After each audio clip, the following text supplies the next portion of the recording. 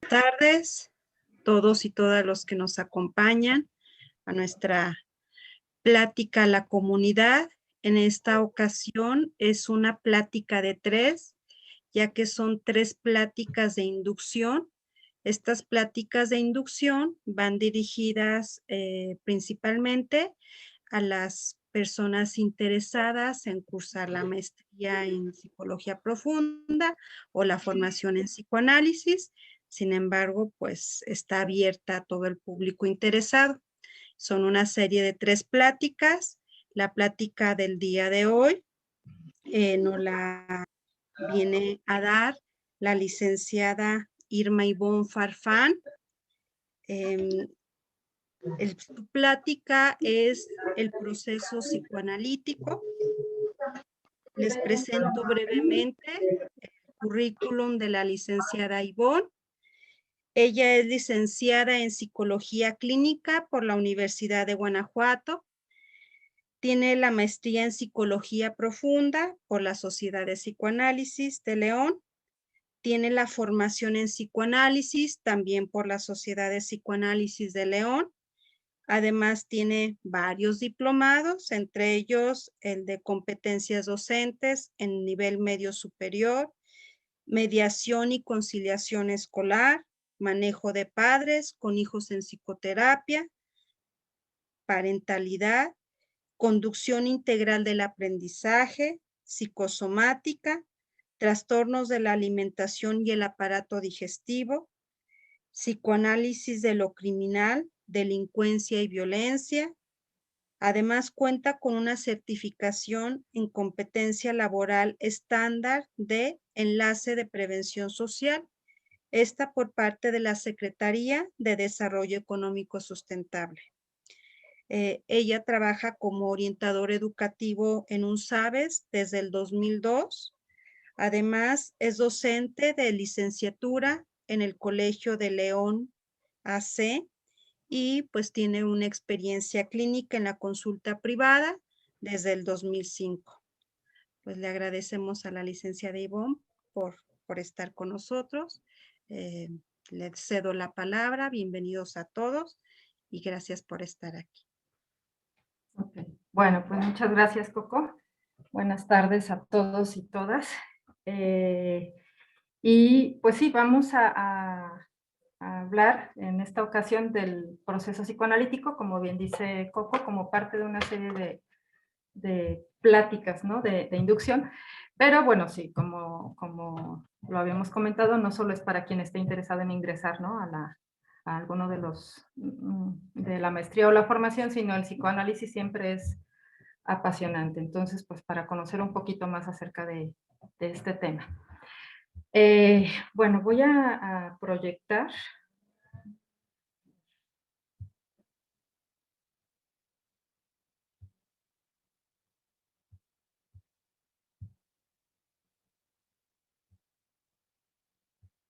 Ok, a ver, no sé si ahí se ve bien.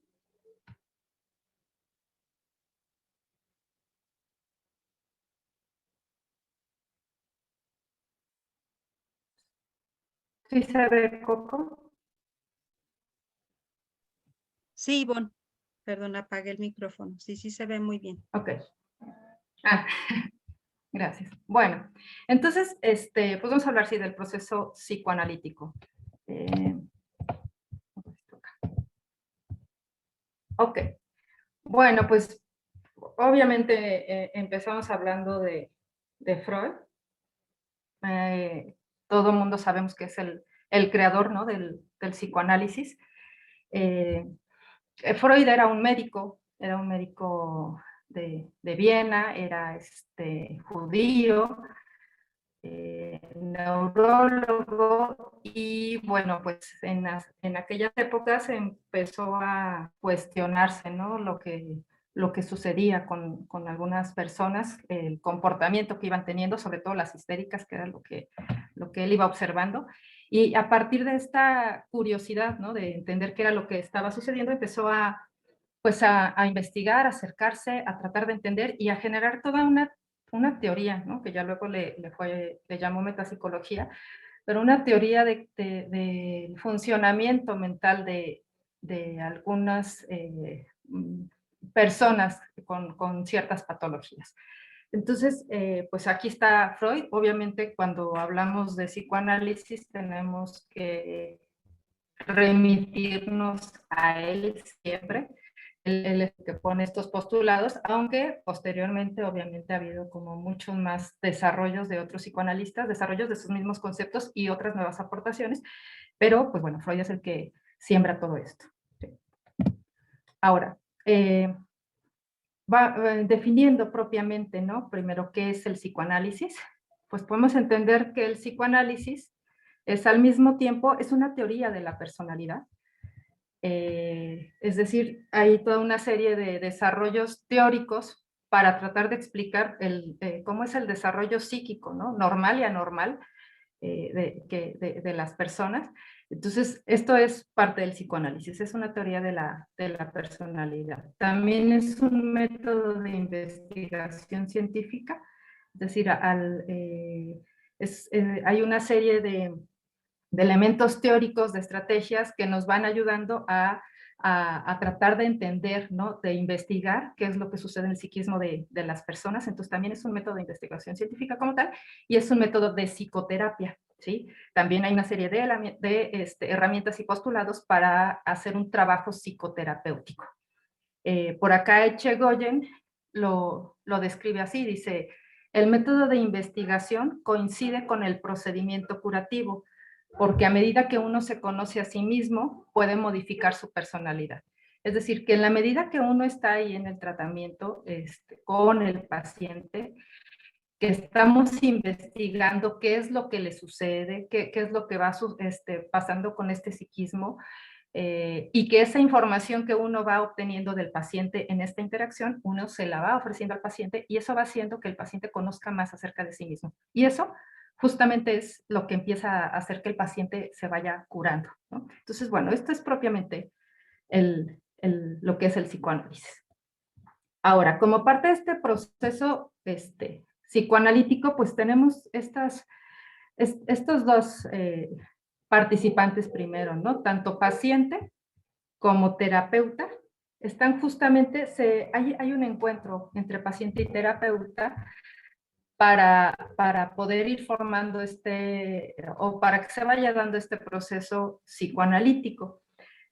Por un lado, tenemos que el paciente pues llega con su motivo de consulta, con su necesidad, ¿no? Con sus síntomas, con cierto tipo de motivación. Hay quienes están más motivados para entrar a un análisis, otros no. A otros van porque los llevan a fuerzas o porque es una cuestión como legal, pero bueno, cada paciente llega con una motivación en menor o mayor medida. También cada paciente llega como con cierta capacidad de introspección. Hay algunos que tienden a pensarse más frecuentemente, a tratar de indagar sobre sí mismos. Hay otros que a lo mejor esta capacidad está muchísimo más disminuida. Y bueno, también cada paciente llega con un contexto social, ¿no? Con una forma de vida, con una situación actual de vida y eso también va influyendo. Y obviamente llega con su personalidad, ¿no? La que se ha construido hasta ese momento. Ahora, por este lado está el paciente. Y el terapeuta, bueno, el terapeuta lo que puede ofrecer y lo que hay en el terapeuta es una capacidad de escucha, ¿no? Estamos hablando de un terapeuta psicoanalítico que se ha desarrollado, que se ha formado psicoanalíticamente y que, bueno, que ha desarrollado en el ideal, ¿no? Esta capacidad de escucha, que es un ser respetuoso, obviamente, del paciente, del sufrimiento del paciente, de lo que le sucede, que debe de situarse obviamente como alguien confiable, alguien en el que el paciente puede confiar para obviamente hablar y mostrarle todo esto que le está sucediendo, que en la idealidad también el terapeuta es un ser imparcial, es decir, que no se va a poner como un juez ni va a imponer ahí sus propios creencias o juicios, sino que va a tener una escucha como neutral y comprensiva. Alguien que obviamente se ha preparado, porque tiene conocimientos teóricos y técnicos, psicoanalíticos, que ha estado estudiando y sabe cómo funciona el tratamiento psicoanalítico y sabe hacer uso de la técnica, que también tiene una capacidad introspectiva, ¿no? Que ha desarrollado de escucharse a sí mismo, escuchar sus pensamientos, pensar sus pensamientos, para entender justamente lo que le pasa al paciente y bueno, que obviamente tiene su personalidad como todos la tenemos, ¿no? Que lo ideal es, bueno, que esa personalidad o que este terapeuta ya haya pasado por un proceso psicoterapéutico para que los rasgos de su personalidad, pues, le aporten, pues, ¿no? A su labor analítica. Ahora, este encuentro, ¿no? Entre este terapeuta y este paciente, pues van a dar como resultado que surja una situación analítica. Es decir, la situación analítica es podemos decir, como este contrato que hacen los dos de generar un espacio de análisis, ¿no? De análisis de pensar al paciente, de pensar qué es lo que le pasa, qué le sucede, de entender su psiquismo, de entender cómo actúa, pues cómo está funcionando, ¿no? Su mente. Entonces, pues se hace un contrato y se genera una situación analítica. Eso, bueno, ese encuentro además va a formar una pareja analítica, es decir, cada paciente, como llega con sus particularidades, con este terapeuta que también tiene sus particularidades, ¿no? Como ser individual, van a formar una pareja analítica, van a formar una forma de trabajar, una forma de relacionarse, de entenderse, ¿no? Y van a hacer una forma específica de trabajo, ¿no? Porque aunque sea el mismo terapeuta y tenga, no sé, 10, 20 pacientes, bueno, con cada uno va formando una pareja analítica en especial, porque cada encuentro con cada persona es diferente, ¿sí?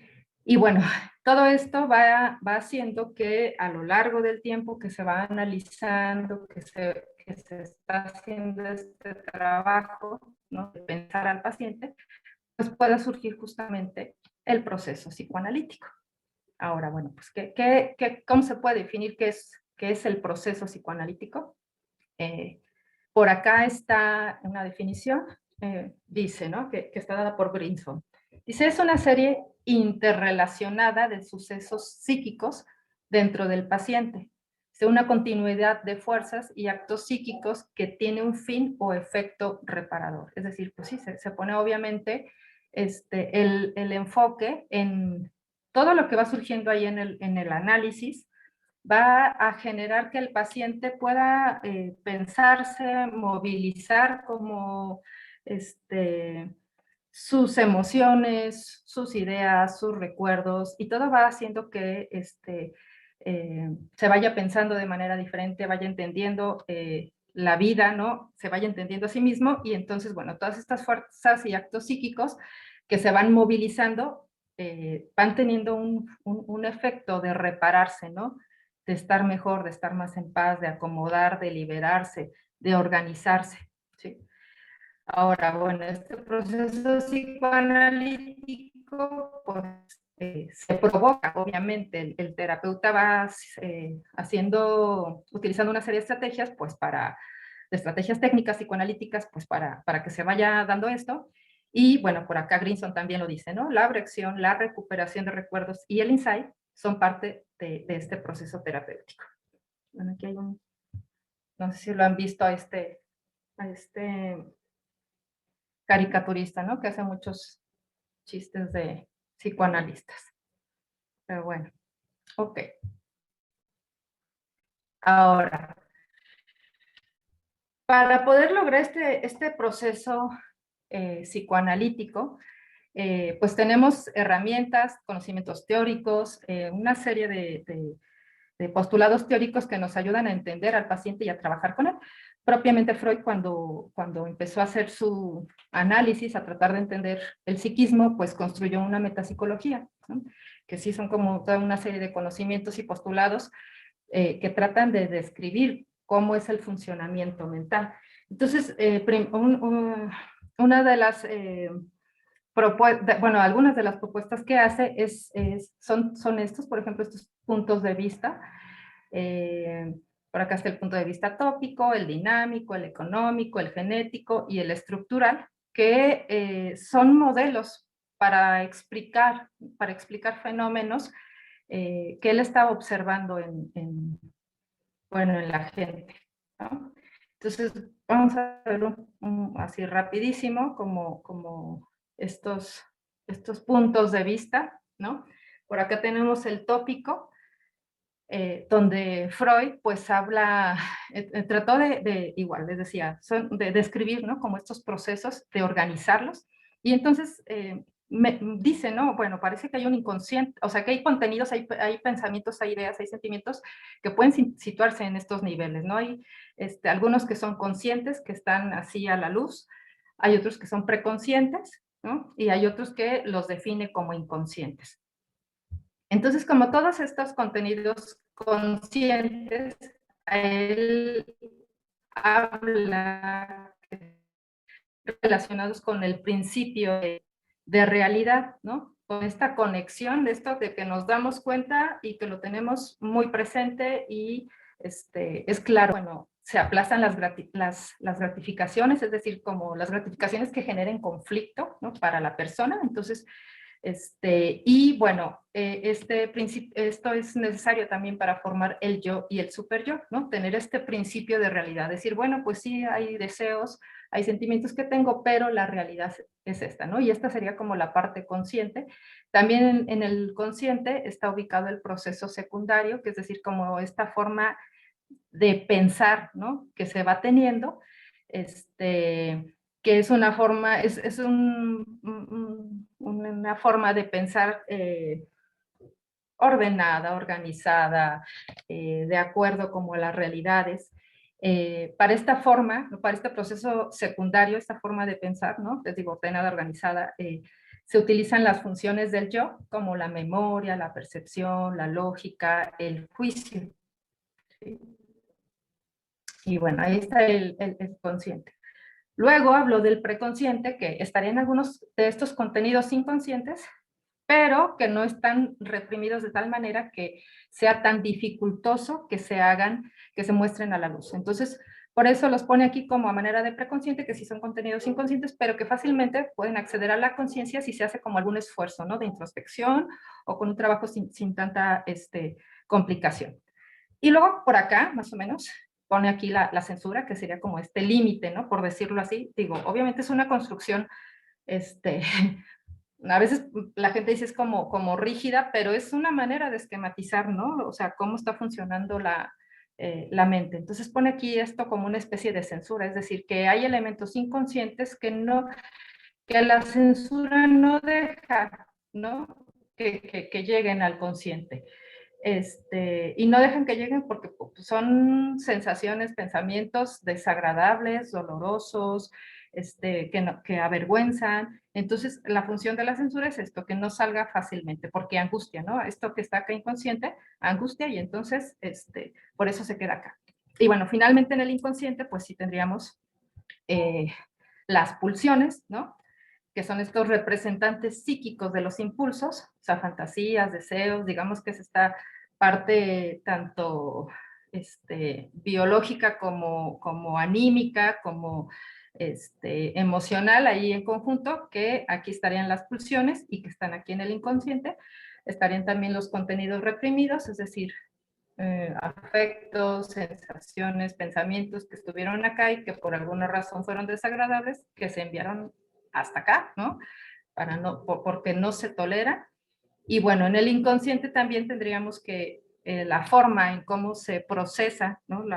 Todo esto que está acá, pues utiliza un proceso primario, es decir, una forma de pensar o estos pensamientos, estas ideas, que están ahí como de forma desorganizada, que no hay tiempo, que incluso puede haber contradicción, ¿no? Entre afectos y sentimientos y pensamientos desde el inconsciente.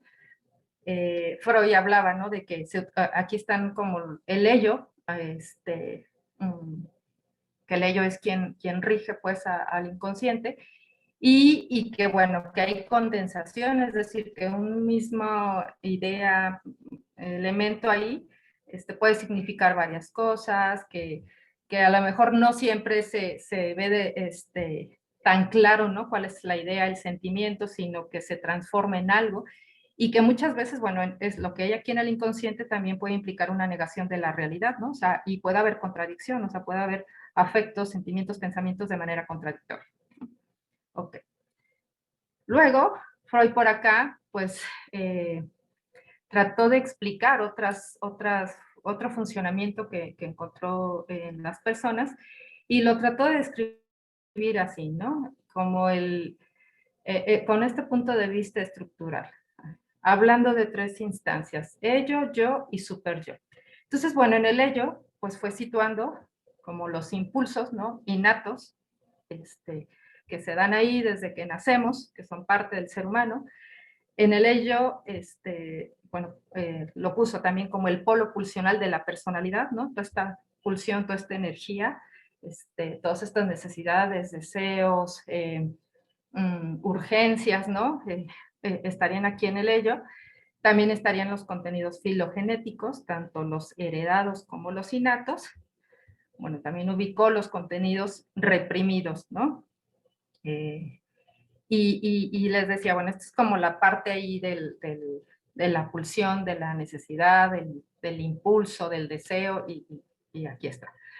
Luego habló del yo, ¿no? Que sería como esta parte conectada con la realidad, en donde esta función del yo, pues es mantener la atención, obviamente con la realidad, es la percepción, la memoria, el análisis, la síntesis, la integración, es lo que les digo, nos permite estar conectados con la realidad y de alguna manera pues ser mediador, ¿no? Entre la realidad, entre el deseo que se tiene y entre, bueno, ahorita vamos a ver, entre el super yo, que es como esta parte ya más desarrollada a partir de la relación con los padres. Entonces, bueno, el yo es como mediador, ¿no? De este contacto con la realidad.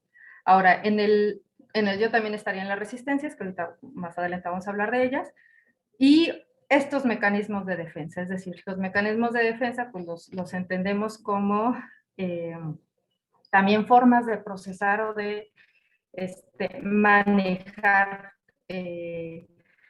los sentimientos y los pensamientos que tenemos para que no nos generen angustia, molestia, enojo, vergüenza o nos desorganicen. Entonces, bueno, también fue haciendo un desarrollo de ir describiendo como estos mecanismos de defensa, que les digo, son como, pues sí, formas de procesar, ¿no? Los sentimientos y los afectos, de negarlos, de separarlos, de ponerlos a veces en el cuerpo, de hacer esto para que la persona medianamente o psíquicamente hablando pueda seguir funcionando, ¿no? Y luego, pues también hizo una descripción del super yo. Aquí en el super yo lo menciona así, ¿no? Como que es esta introyección de exigencias y normas y leyes parentales, es decir, los padres esperan algo de nosotros y se va construyendo como esta necesidad de agradar a los padres y de crear un ideal, ¿no? De cómo debe ser. Entonces, aquí estaría el super yo, toda esta parte que no vamos pensando de no debe de hacer esto o debería de ser este tipo de persona, ¿no? Porque se fue construyendo a partir de lo que nos iban diciendo, bueno, estaría aquí, es heredero del complejo de Edipo, ¿no? Todo este postulado que hace Freud sobre el complejo de Edipo, estaría aquí como la conciencia moral, los ideales, tanto los que nos fueron dando como nuestros padres, así como los que se fueron construyendo a lo largo pues de la vida, se fueron integrando ahí, y bueno, este super yo pues está identificado, ¿no? Tanto con el padre real, el padre y la madre real, ¿no? Que están ahí, la imago parental, o sea, esta imagen de estos padres, lo que se entendió, o sea, lo real, lo que se entendió, y bueno, y el super yo paterno, ¿no? Es decir, este super yo de los padres también se transmite al hijo. Entonces, este psiquismo de esta persona, bueno, tiene estas identificaciones, es decir, las hace suyas todos estos presupuestos de los padres. Ok, ahora en el punto de vista económico, bueno, hablando propiamente como de energía, ¿no? O sea, de cantidad de energía. A eso se refería Freud con economía, con cantidad de energía psíquica, ¿sí? Y también ahí, bueno, se trata de estudiar cuánta cantidad, ¿no? De energía psíquica hay, en qué se gasta esa energía, ¿no? Y bueno, cómo se transforma esa energía. podemos encontrar que a veces se liga a la energía, ¿no? Se neutraliza, está ahí a lo mejor baja ahí como la libido, o se sexualiza, o se agresiviza, ¿no? Esta energía, o se sublima, o sea, son las transformaciones que puede tener esta energía.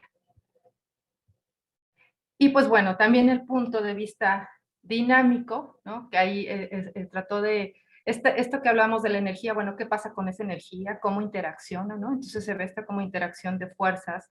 Estas fuerzas pulsionales las trata de estudiar en cuanto a hacia dónde van dirigidas, su magnitud, las metas, ¿no? ¿Cuál es el objetivo? Cómo termina como dándose este comportamiento, finalmente porque es lo que nos va a dar como una formación de síntomas, ¿no? Podríamos pensar, por ejemplo, alguien que, una mujer, ¿no? Que se embaraza porque quiere ser mamá y ya está muy feliz, ¿no? De la vida, ya está con todo ese deseo, toda esa emoción, de este lado, pero resulta que, bueno, pues embarazada ya no se va a poder ir de fiesta, va a engordar y siempre le ha importado su peso, y entonces está aquí como esta interacción, ¿no? De fuerzas. Y aunque esté feliz y contenta, bueno, hay otra parte que choca. Y si el conflicto es muy grande, obviamente, pues los síntomas pueden verse como mucho más manifiestos. Entonces, esto es lo que trata de hacer el punto de vista dinámico, ¿no? Como entender esta interacción de fuerzas, ¿no? Cómo se está dando el conflicto.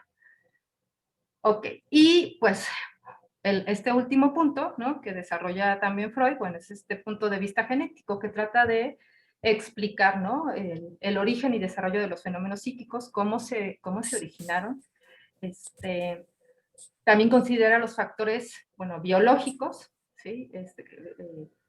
Los constitucionales, con lo que cada persona de manera individual trae a este mundo, y pues las experiencias, ¿no? Lo que la gente va viviendo. Y otro modelo, bueno, que también utiliza para explicar esta genética, ¿no? de los conflictos, de la patología,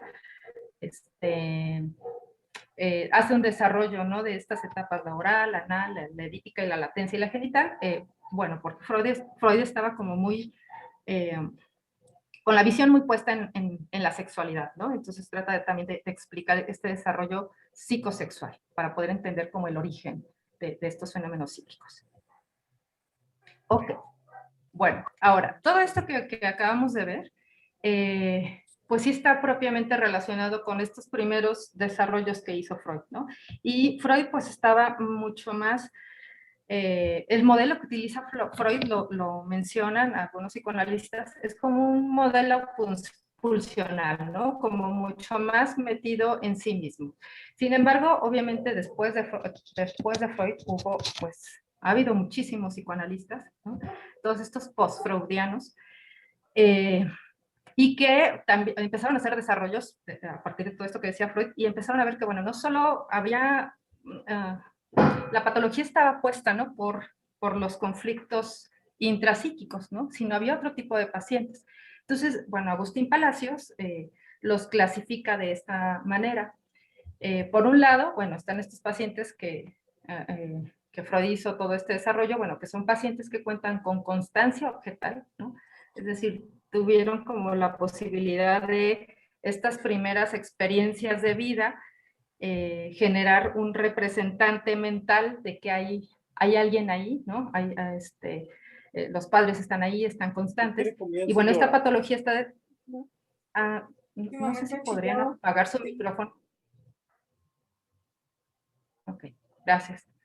Entonces, y bueno, que la patología de estos pacientes, dice, está determinada por la existencia de un conflicto intrapsíquico, es decir, un conflicto intrapsíquico como lo veíamos, como entre yo, ello y super yo, ¿no? O como esta dificultad para hacer consciente lo inconsciente, ¿no? Porque genera conflicto.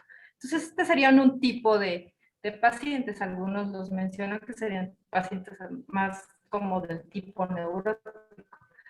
Pero obviamente, bueno, pues hay otro tipo de pacientes que no encajan acá, ¿no? Y que son estos pacientes cuya patología es consecuencia de deficiencias ocurridas durante el desarrollo temprano y no cuentan con una constancia objetal, ¿sí? Es decir, que tuvieron carencias afectivas. Por acá, Bleichmar y Lieberman hablan un poco más de este tipo de pacientes. Bueno, son pacientes que sufren conflictos inconscientes en su estructura psíquica que provienen de relaciones de objeto internas, ansiedades y defensas de los periodos tempranos del desarrollo.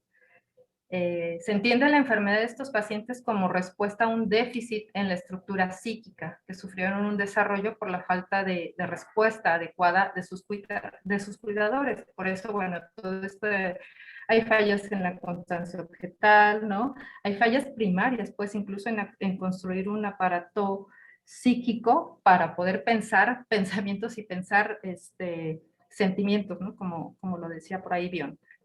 Y bueno, sus síntomas pueden ser entendidos como estructuras defensivas frente a ansiedades de desintegración por falta de cohesión del ser, ¿no? Entonces son pacientes que pueden sentir que se desorganizan.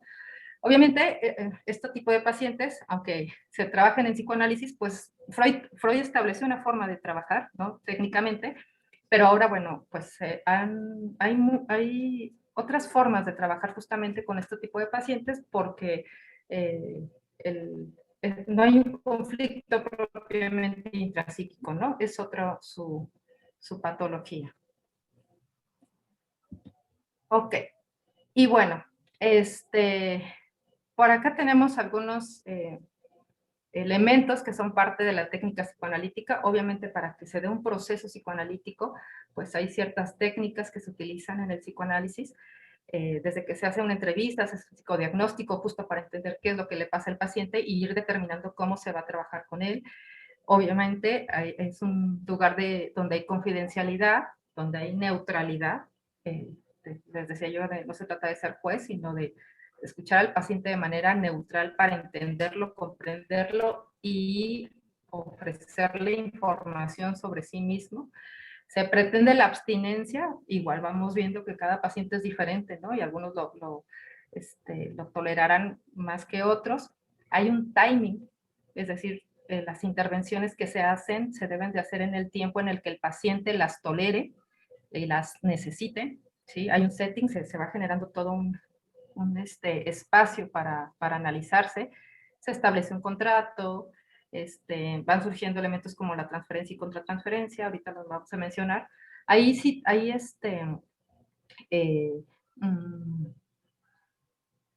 situaciones que van surgiendo en el paciente que tienen que ver con el acting out y el acting in, que es esta cuestión de actuar, ¿no? Lo que se está sintiendo en lugar de hablarlo, se termina actuando afuera o dentro del análisis. Se encuadra, es decir, hay una serie de reglas o que le dan estructura al trabajo y que también permiten entender aspectos del paciente cuando se rompe. Hay resistencias, hay una alianza terapéutica, ¿no? Están los dos ahí queriendo entender al paciente, tanto el paciente a sí mismo como el terapeuta. Aquí en la técnica psicoanalítica hay intervenciones terapéuticas, ¿no? Propiamente la interpretación es la que se da predominantemente. Hay una regla primordial que es la asociación libre, que es hablar de lo que va a suceder, lo que al paciente se le venga en mente. Puede haber impases, o sea, momentos como de que se detenga el análisis, ¿no? Se analiza también la comunicación verbal y no verbal, pueden surgir reacciones terapéuticas negativas y bueno, también la terminación del análisis es un punto importante a considerar. Entonces, todos son estos elementos que se consideran parte de la técnica psicoanalítica y les decía, pues van a ir dando la posibilidad de que sí se dé un proceso psicoanalítico. Ahora vamos a ver algunos de estos elementos. Número uno, bueno, pues las resistencias, ¿no? Que son todas estas fuerzas que dentro del paciente se oponen a los procedimientos y procesos del análisis. Por más que un paciente diga, sí, yo vengo a analizarme y quiero saber de mí, siempre va a haber resistencia, siempre va a haber algo que diga, sí quiero saber, pero mejor no. Porque eso que voy a saber puede ser que sienta que me duele, me avergüence, me confunda. Entonces, las resistencias siempre van a surgir en algún momento. Se estorban la libre asociación del paciente, sí operan contra el yo razonable del paciente y a su deseo de cambiar y al insight.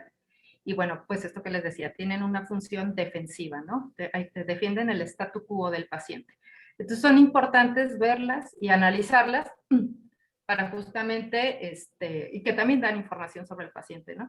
analizarlas para poder removerlas y que no se estanque el tratamiento. Ok. Otro aspecto muy importante que hay que considerar en el proceso psicoanalítico, pues es la transferencia. Grinson la define como una repetición inconsciente en una relación actual de patrones de pensamientos, sentimientos y conductas originadas en una relación de objeto importante en la infancia y que son desplazadas a las personas actuales. Bueno, nada más cuando hablamos de relaciones de objeto, ¿no? O de objeto, no, o estamos hablando de cosa, ¿no? O de una persona en específica, hablamos como una representación acá de sensaciones, de imágenes que se quedó acá guardada, que tenemos sí, como un representante, ¿no? De esas primeras impresiones, de esas primeras vivencias. Entonces, bueno, la transferencia es esto, todas estas representaciones de objeto, estos objetos internos, estas representaciones de objeto que tenemos acá, internamente se van a colocar en el terapeuta y entonces el paciente va a empezar a vivir al terapeuta a lo mejor como aquellas ansiedades que le despertaba que no cumplir los deseos de la mamá o y entonces va a empezar a vivir al terapeuta y le va a decir a lo mejor le caigo mal si le digo esto. Entonces esos objetos que el paciente trae le son depositados al terapeuta y entonces el terapeuta lo que hace es analizarlos, ¿no? Justamente le ofrece esa información al paciente. Ahora, pues la transferencia vamos viendo que tiene ciertas características. Está distorsionada, es impropia, es intensa, ¿no? Puede ser también ambivalente, caprichosa o tenaz. Por eso encontramos, dependiendo de los pacientes, algunos pueden reconocer más como lo que el terapeuta les hace sentir, pero hay pacientes que dicen, es que es absurdo que yo sienta esto contigo, ¿no? ¿Por qué no te quiero decir esto? Bueno, pues porque no es el terapeuta de quien está hablando, sino son todos estos objetos internos colocados en el terapeuta y que se viven como esas relaciones primarias que se tuvieron en la infancia. Bueno, otro elemento importante es la contratransferencia, ¿no? Que son las experiencias totales, tanto conscientes como inconscientes, del terapeuta ante un paciente. Son experiencias que incluyen todos los pensamientos y sentimientos que el terapeuta experimenta como reacción a la interacción terapéutica. Es decir, lo que el terapeuta está sintiendo, ¿no? Pensando con respecto a su paciente en ese momento de análisis también es un elemento de análisis y de información para el terapeuta. En un inicio Freud como que lo consideró un obstáculo, pero bueno, ahora hay muchos psicoanalistas que lo usan justamente para entender aspectos del paciente que a lo mejor el paciente no puede decir verbalmente sino que le son proyectados al terapeuta y el terapeuta los percibe de una manera a veces física, ¿no? A través de ideas, de sensaciones.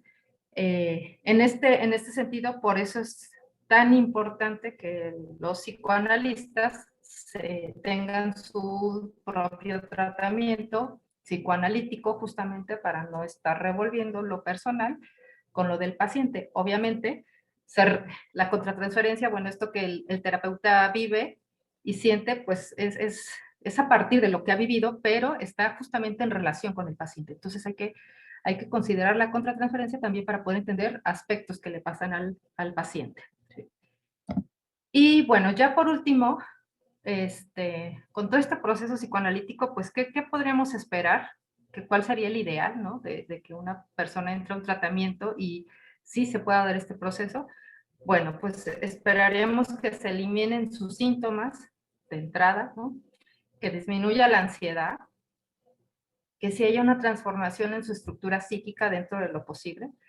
Es decir, que el cambio no sea solo comportamental, ¿no? O sintomático, sino que internamente sí haya una modificación que al paciente le permita que sus síntomas, o sea, que haya una eliminación real de síntomas, no solo una transformación, sino que haya un cambio psíquicamente hablando importante, que modifique sus relaciones objetales de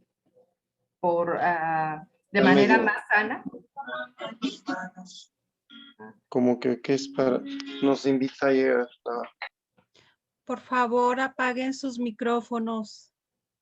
Gracias. Ok. Entonces, bueno, que estas primeras relaciones objetales, si no son lo más saludables, están muy distorsionadas o le generan conflicto, bueno, que haya una modificación, un entendimiento diferente, ¿no? De estas primeras vivencias, que haya una reorganización y fortalecimiento de su yo, o sea, que el yo obviamente esté más apegado a la realidad y menos como en la fantasía o influenciado como por lo interno, que haya un conocimiento de sí mismo, que haya una capacidad, o sea, que se desarrolle la autonomía. Luego es curioso, o a veces la gente dice, uy, son un montón de años de psicoanálisis, ya te hiciste dependiente. Pues el objetivo no sería justamente que se haga dependiente, sino todo lo contrario, que vaya construyendo recursos para responder mejor a la vida, a las situaciones difíciles, a los conflictos, ¿no? Ese sería justo uno de los objetivos del psicoanálisis, que desarrolle sus potencialidades, ¿no? Que todo eso que no ha podido lograr y conseguir, porque ha estado peleándose con otras áreas de la vida, porque está interferido, bueno, ahora sí pueda desarrollar sus potencialidades y bueno, que amplíe su conciencia, ¿no? Que mientras más uno se conoce, más sabe uno de sí mismo, la personalidad se va integrando, la energía se va distribuyendo mejor en áreas más saludables de la vida, en alcance de metas, y que bueno, eso es, les digo, parte como de los objetivos. Y pues bueno, por acá estará la bibliografía, y pues bueno, muchas gracias.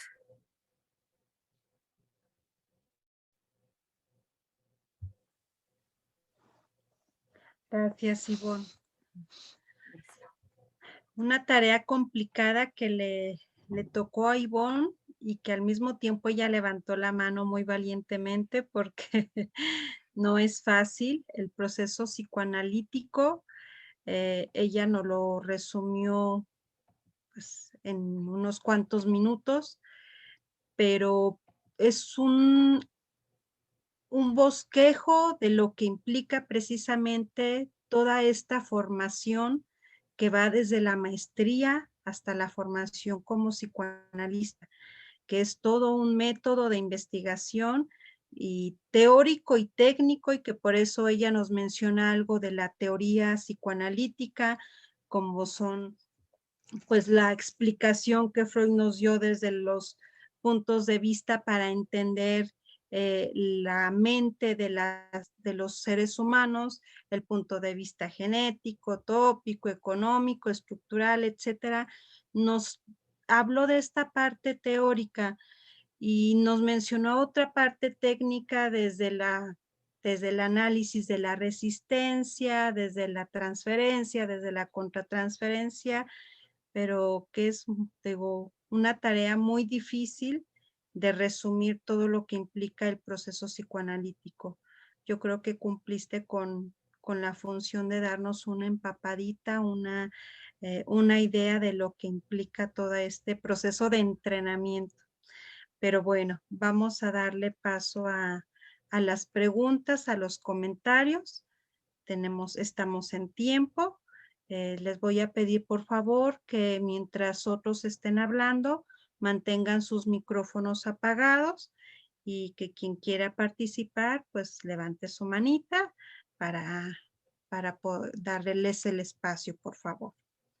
Entonces, comenzamos con las participaciones.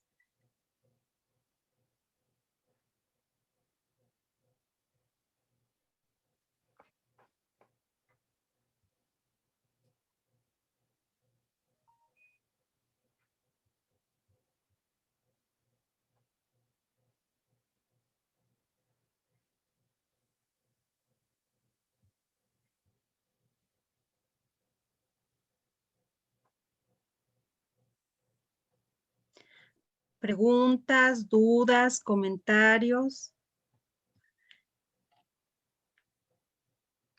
Quien quiere estudiar, quien ya lo esté estudiando, a ver, que nos compartan.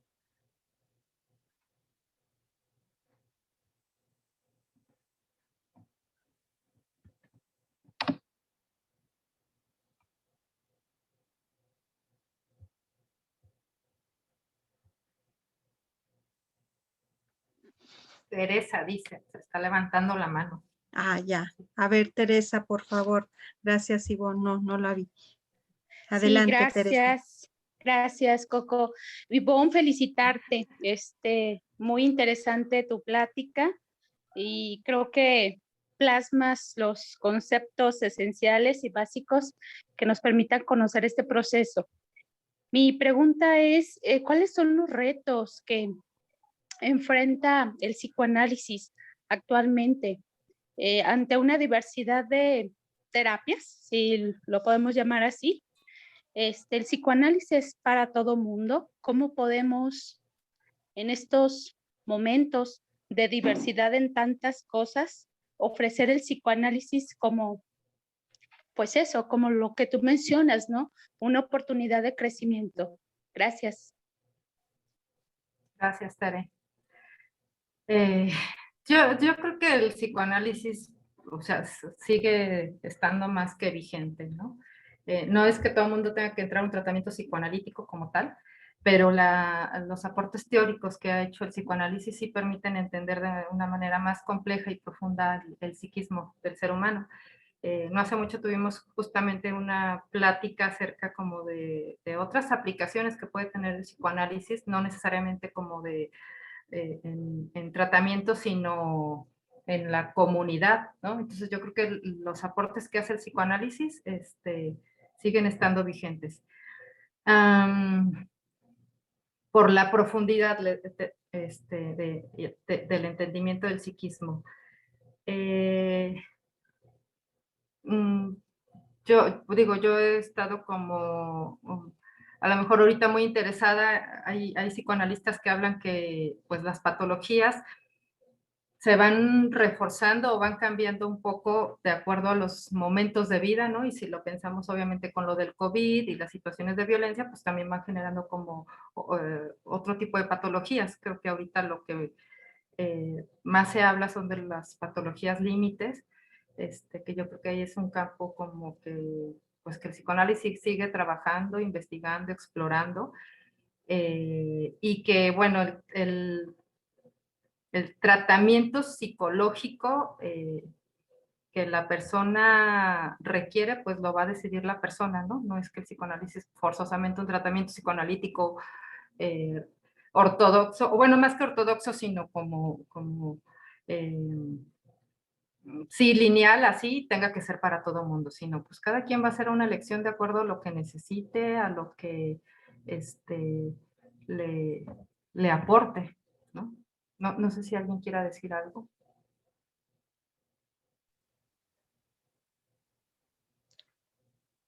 Gracias, Ivonne. ¿Alguien más? ¿Alguien que quiera complementar la respuesta de Ivonne? ¿O tú, Tere, algún otro comentario? ¿Qué te parece? No, coincido exactamente con lo que dice Ivonne. Finalmente, el paciente sabe de sí mismo, aunque no lo exprese. Creo que eso es lo que lo mueve a buscar un proceso de apoyo, de acompañamiento. Y me parece que, pues sí, finalmente el psicoanálisis ha venido solventando estas generaciones y estas épocas. Y finalmente sigue siendo un recurso vigente que haya toda esta diversidad de terapias o psicoterapias que, bueno, también cumplen su función, tendrá pues esta característica, ¿no? Ir al fondo del asunto. Gracias. Gracias, Tere. ¿Alguien más? Vero, gracias. Bueno, primero, pues felicidades, Ivonne, porque realmente abarcaste muchísimo. O sea, yo veía tu exposición y decía, es todo el psicoanálisis en 45 minutos. Y luego pensaba también, ¿no? Que los que estamos inmersos en esto, pues la exposición se nos hizo ligera, rápida y muy entendible. Y pensaba, ¿qué pasa con los que no están familiarizados con el psicoanálisis? Y es un concepto más y un concepto más, ¿no? Pensé como cuando oímos algo nuevo, no sé, física o filosofía, y el que está exponiendo está muy emocionado y uno dice, me quedé en los 5 primeros puntos y lo demás ya me pierdo. Bueno, a lo que voy es esta parte, ¿no? De la profundidad, y pensaba ahorita que estaban hablando, para quienes el psicoanálisis, pensé en los coches, no sé por qué. Dije, pues sí, todo el mundo quisiera tener un BMW o un coche deportivo, esto, pero no todo el mundo lo puede tener y no por eso no van a manejar los demás, ¿no? Así tenga un Bosch, un Datsun, voy a manejar. Entonces, yo creo que un poquito, los que hemos vivido el psicoanálisis, entendemos que la duración, el costo emocional, de tiempo, económico, pues es un lujo. Y que no todo mundo lo puede hacer porque no tiene el tiempo, no tiene la economía o no tiene el aparato psíquico que tolere. Porque también el psicoanálisis implica mucha frustración, ¿no? Son 7, 8, 10, 12 años enfrentándote pues a muchas cosas tuyas que no quisieras ver, que no te gustan, pero finalmente la ganancia es en la misma medida del esfuerzo y de lo depositado. Entonces, pensaba un poco que es, porque finalmente es un símil, es lo que pasa con los papás y los hijos. O sea, en la medida en que le dedican tiempo, afecto, escucha, es en la misma medida en que encuentran frutos en los hijos. Y los hijos tampoco son a 1 año o a 2 años, y antes se creía que a 18 y ahora ya resulta que a 30 años, ¿verdad? Y no es inversión, porque de lo que se trata justo es de que se vaya, ¿no? Justo es de que se vaya. Entonces, eso es el psicoanálisis también. Le dedicas tiempo a tu paciente, le dedicas afecto, le dedicas escucha, le dedicas tiempo de vida. Y la idea es que se vaya. La idea es que le estás dando a alguien algo de ti justo para que crezca. Y yo creo que en esa medida y proporción, ninguna otro tipo de psicoterapia se asemeja al psicoanálisis. Porque desde el tiempo que le dedicamos para formarnos como psicoanalistas es toda una vida. Y el tiempo que le dedicamos a cada uno de nuestros pacientes es parte de esa vida. Entonces, hay que vivirlo para saber realmente de qué hablamos, ¿no? Gracias, Vero. Estoy leyendo un comentario de Patricia Aranda. Dice que no tiene audio. Voy a leer su pregunta. Ella pregunta si hay un perfil para ingresar a estudiar. Me imagino que la maestría o la formación, o qué preparación se debe tener.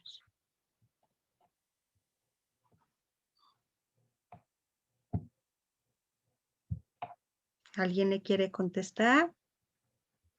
A Patricia. A ver, Coco. Adelante, Malena.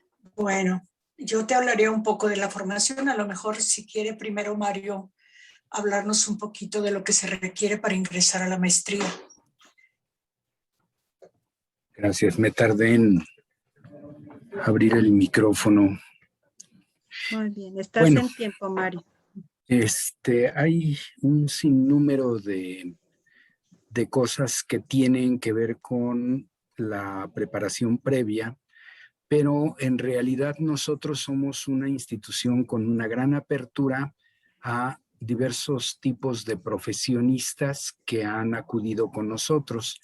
Entonces, en realidad, mucho de nuestra formación abarca también una preparación previa, que es esto, parte de esa preparación previa, y hemos tenido gente de campos no de profesiones no llenas o no cercanas tan directamente al campo psicológico, como abogados, matemáticos, contadores, pero en general el perfil está diseñado para profesionistas que tienen que ver con el campo de la salud, como médicos, enfermeras, trabajadoras sociales, psicólogos, obviamente psiquiatras, y toda un campo importante pues relacionado con estas profesiones de la salud. Pero en general estamos aperturados a todas aquellos campos de la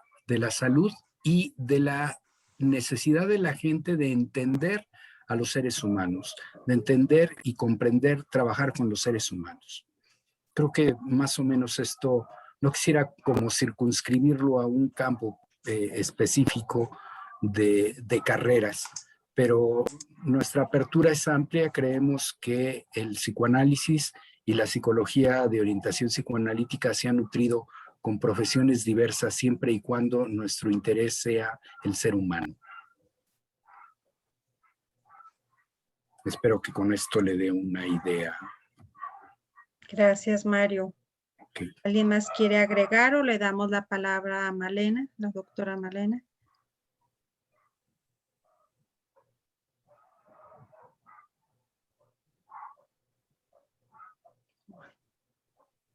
Tu micrófono, Malena.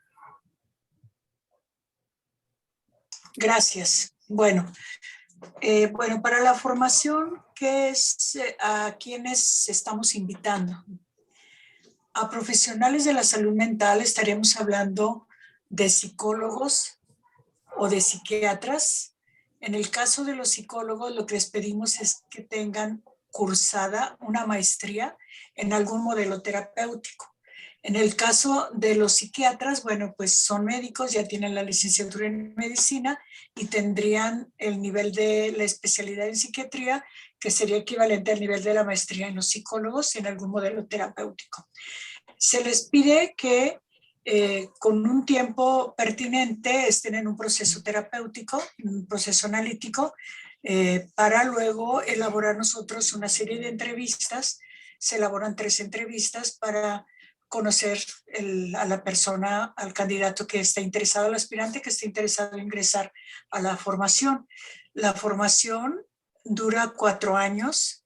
El perfil de ingreso pues tiene que ver con el deseo de trabajar en este ámbito de la salud mental, con la formación académica y con el conocimiento de que, bueno, estamos ahorita precisamente en un proceso de certificación a concluir nuestro proceso de la IPA para hacer una asociación ya, una sociedad ya de la Asociación Psicoanalítica Internacional. Ahorita somos un grupo de estudio. Entonces, por lo tanto, estamos con una serie de lineamientos que es importante cubrir, como sería pues el análisis personal del candidato, que sería sus horas de supervisión con casos ya trabajados en psicoanálisis y los seminarios teóricos que se imparten desde una currícula que tenemos avalada ya ahorita también por la misma IPA, la Asociación Psicoanalítica Internacional, donde tenemos los ejes de teorías psicoanalíticas, el eje de técnica psicoanalítica, el eje de psicopatología psicoanalítica y el eje de clínica psicoanalítica, donde se supervisan los casos de manera grupal, independientemente de la supervisión individual. Entonces, pues lo que se necesita es eso, tener una motivación para el psicoanálisis, tener una motivación para autoconocerse, para entrar en este proceso de manera personal, tener los estudios de licenciatura en psicología o medicina y tener una maestría en algún modelo terapéutico o una especialidad en psiquiatría, ¿sí? Aunque, bueno, pues revisaríamos los casos de otra situación. Vamos a pensar que tenemos un médico con una especialidad en un área afín a la psicoterapia, pues sería cuestión de analizar el caso, pero en general estos son los requisitos que nosotros pedimos para ingresar a la formación como psicoanalistas.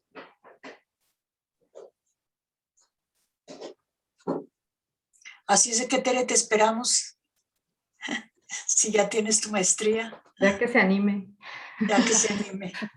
Claro que sí, Malena, en eso ando. Okay. Muy bien, Tere, me da mucho gusto. Gracias, Malena.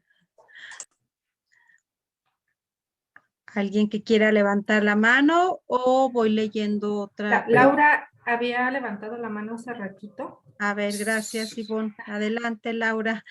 Gracias. Hola, hola a todos, a todas, buenas noches. Bueno, pues primero Hola. Aquí con ustedes, escuchando esta exposición que coincido me pareció sumamente rica, o sea, no sé cómo hiciste, Ivonne, para poder sintetizar y no olvidar, ¿no? Como los puntos tan importantes. Y bueno, mi comentario va a que, pues me parece que cada vez más hay un reto para el psicoanálisis, respecto como de, pues del continuar, ¿no? En este proceder terapéutico. Creo que la sociedad ha ido cambiando de una manera pues muy importante, sobre todo como a buscar la inmediatez, ¿no? Y cada vez hay mayores dificultades o hay mayores resistencias a poder entrar a un conocimiento, a un autoconocimiento profundo, ¿no? Y como que hay una premura en poder resolver o en poder silenciar los síntomas, ¿no? que se van expresando en diferentes momentos de crisis.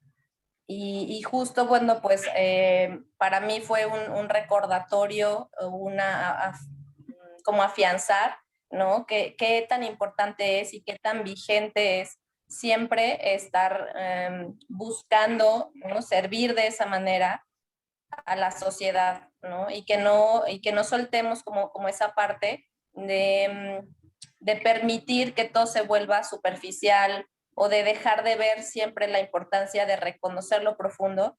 Y algo que, pues que a mí me quedó, ¿no? Como, o que siempre me gusta mucho retomar, pues es la parte vincular, que siento que justo con esta pandemia, muchas cosas y el trabajar a través de las pantallas, ¿no? Es algo que, pues, que ha migrado, ¿no? A otras áreas o que se ha, pues, digamos, modificado y que sigue siendo, pues, una necesidad importante, ¿no? Como el poder integrarse socialmente, pues, a tener un vínculo más seguro, un vínculo, ¿no? Más estrecho, pues como comunidad, ¿no? Muchas gracias, Ivonne, y bueno, pues creo que es un gran reto quien quiere estudiar la maestría, pues en mi experiencia personal no ha sido nada sencillo, pero a final de cuentas pues es un gran fruto, ¿no? Y siempre nos deja como con el deseo de más, ¿no? De conocer más, de tener más herramientas. Y pues nada, agradecerles a todos. Bueno, Muchas gracias. Gracias, También te Laura. esperamos. Qué bueno que los estamos viendo porque los estamos reinvitando y reencontrando.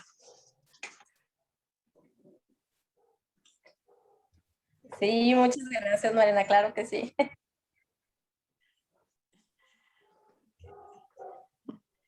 Gracias. A ver, adelante, Malena.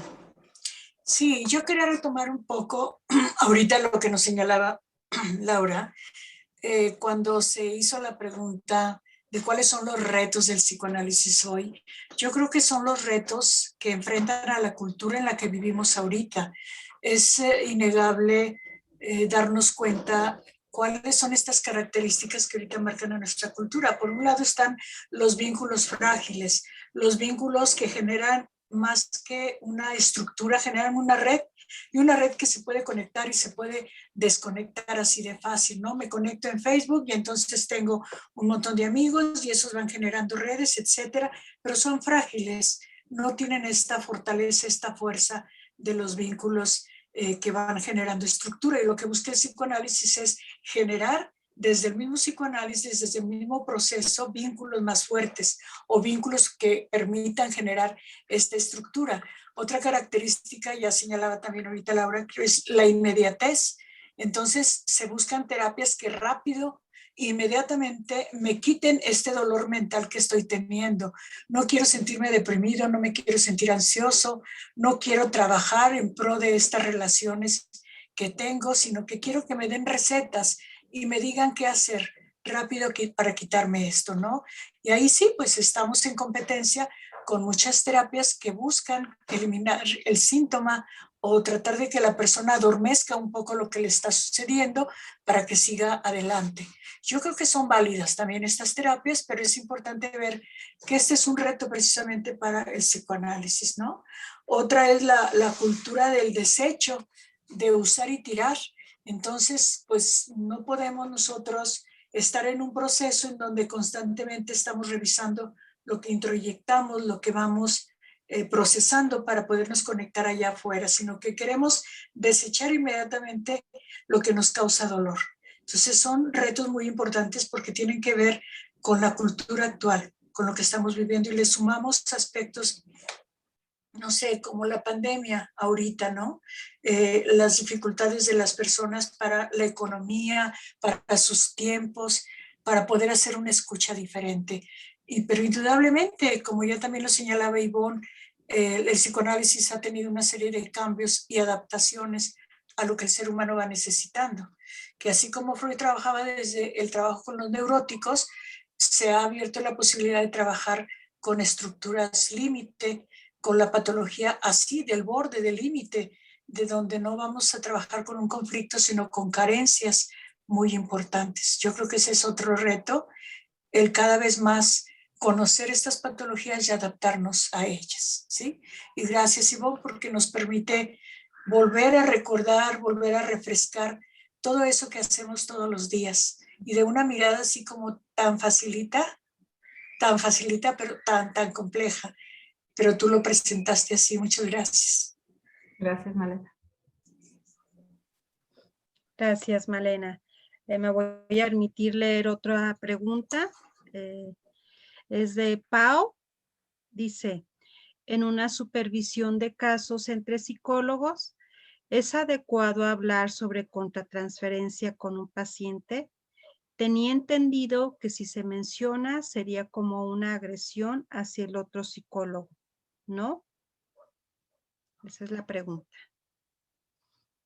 Sí, no me queda clara la pregunta. No sé si Pau podría abrir su micro y explicarnos un poquito. O sea, digo, estoy entendiendo que en la supervisión que un psicólogo hable de la contratransferencia que le das el paciente de otro psicólogo, ¿esa sería la pregunta? No sé cómo la entiendas tú, Coco.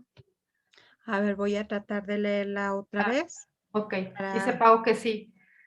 Finalmente el espacio de supervisión es un espacio de diálogo y retroalimentación, ¿no? Yo creo que las intervenciones, o las aportaciones que se hagan en un espacio de supervisión, cuando están encaminadas a tratar de entender al paciente y ayudar al terapeuta, pues tienen que ser bien recibidas, o sea, si ese es el objetivo. Yo creería que no tiene por qué vivirse como agresivo, que alguien hable sobre la contratransferencia que le despierta el paciente del otro terapeuta. Cuando es eso, cuando la intención es en conjunto poder entender a ese paciente, ¿no? Pensarlos todos juntos.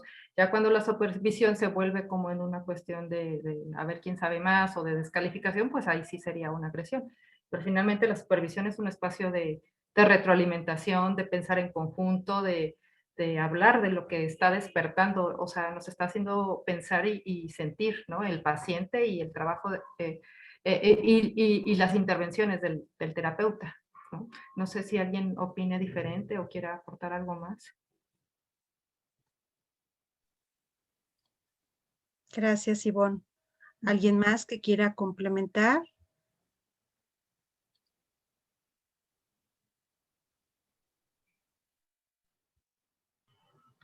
Sí, yo creo como Ivonne que la pregunta es muy amplia y se puede prestar a mucha confusión. Por ejemplo, hay autores que hablan que aún en las supervisiones de un supervisor experimentado con alguien que va iniciando, debería de manejar con mucho cuidado todas estas cuestiones de la contratransferencia porque implican la vida personal del terapeuta. Pero ella está hablando como en un grupo de pares. Yo creo que lo que se está hablando es lo delicado que puede ser en un momento dado abrir más cosas de las que pueden manejar el grupo o el que escucha, ¿no? O si es un grupo de pares que algunos de ellos no van a su propio proceso terapéutico y alguien interpreta la contratransferencia del otro, o sea, como decirle, yo creo que tú estás sintiendo por tu paciente, pues claro que se convierte en una agresión, porque ni siquiera sabes en realidad qué puede estar sintiendo el otro. Entonces yo creo que es lo que Ivonne dice, es a qué nivel se está supervisando, el grado de respeto, la confidencialidad y hasta dónde puedes entrar a lo que el otro puede sentir. Entonces, sí se vuelve delicado, lo ideal es que haya una persona que tenga más experiencia para que pueda manejar lo que en el mismo grupo de supervisión se va generando, porque si no, sí se puede convertir en un proceso agresivo. Es que no ves, o lo que pasa es que tú metiste lo tuyo, no lo sé.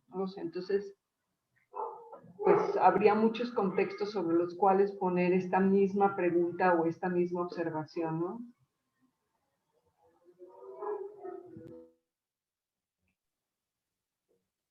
Gracias, Vero, que igual me permito agregar que pues por eso es que se nos pide también como parte de la maestría y de la formación el llevar una supervisión individual. Parte de la teoría implica sí los seminarios, pero el otro eje es la parte práctica, sumado al eje de la supervisión.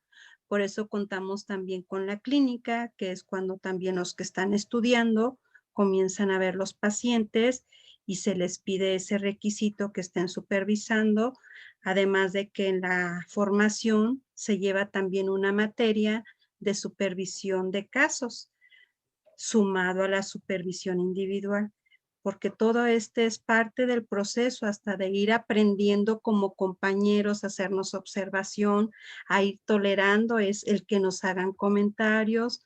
Es un proceso muy complicado, pero que por eso implica todas esas áreas teóricas, prácticas, supervisión y de análisis. Pero, ¿alguien más que quisiera agregar algún otro comentario?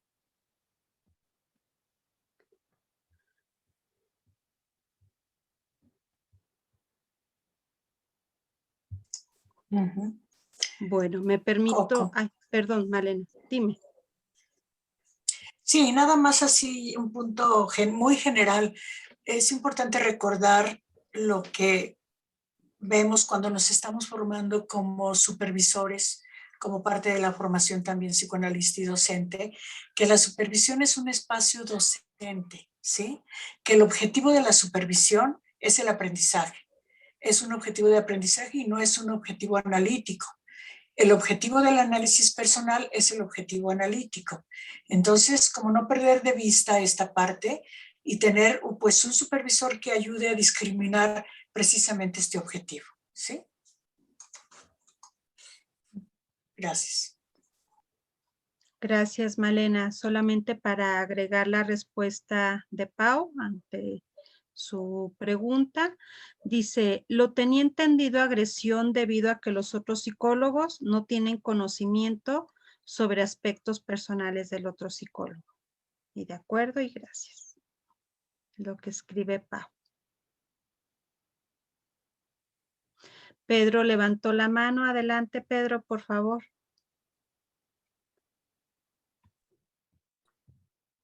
Buenas noches. Antes que nada, felicidades, Ivonne, por tu presentación. ¿Sí me escucho? Sí. Ok. Gracias. Felicidades, Ivonne. Lo que yo quiero decir es que hablando del perfil, aunque ya se dijo, pero me parece como importante pues comentarlo también, como ampliarlo, desde lo que yo creo y he vivido también en la formación. Creo que el aspecto del deseo, el deseo de conocer, por el conocernos, por el conocer al ser humano, como lo decía Mario, Malena, yo creo que es fundamental. Yo creo que ese deseo hará que ante varias cosas que podamos pensar que nos hacen falta, hablando del deseo Vero decía de tener un carro del último modelo, de cierta marca, yo creo que lo podemos tener si tenemos un deseo genuino en ese sentido de poder conocernos. Yo creo que eso nos puede llevar a poder vivir esta experiencia, porque es toda una experiencia, la maestría y la formación en ese sentido. Es toda una experiencia que el deseo es básico, es el motor. Entonces, hablando del perfil, yo creo que eso es muy importante. Y en todo lo que hacemos, ¿verdad? Pero hablando aquí de la formación en psicoanálisis, yo creo que implica mucho eso, ¿no? Hablando de los retos del psicoanálisis, yo creo que en esa medida, pues los seres humanos tenemos un inconsciente, tenemos esta necesidad, además de conocernos, y si queremos formarnos en psicoanálisis, nos permite eso. Yo creo que nos permite conocernos de manera profunda y conocer al otro ser humano, que es fundamental, ¿no? Por los ejes en los que nos formamos. Creo que es una muy buena formación, pero bueno, yo resaltar el aspecto del deseo creo que es básico y nos puede llevar a poder vivir un estado personal, un estado profesional, ¿sí? En el que podamos ayudar a otros. Yo creo que eso es parte importantísima del perfil, ¿no? De lo que uno desea. Eso es lo que...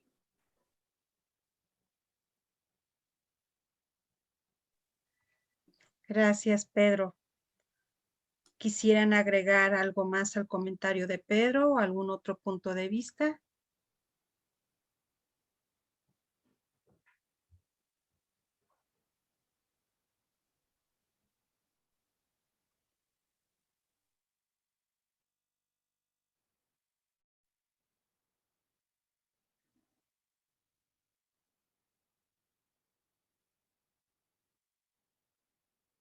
Y vos no sé si quieras hablar, pero me parece que está congelada tu imagen allá.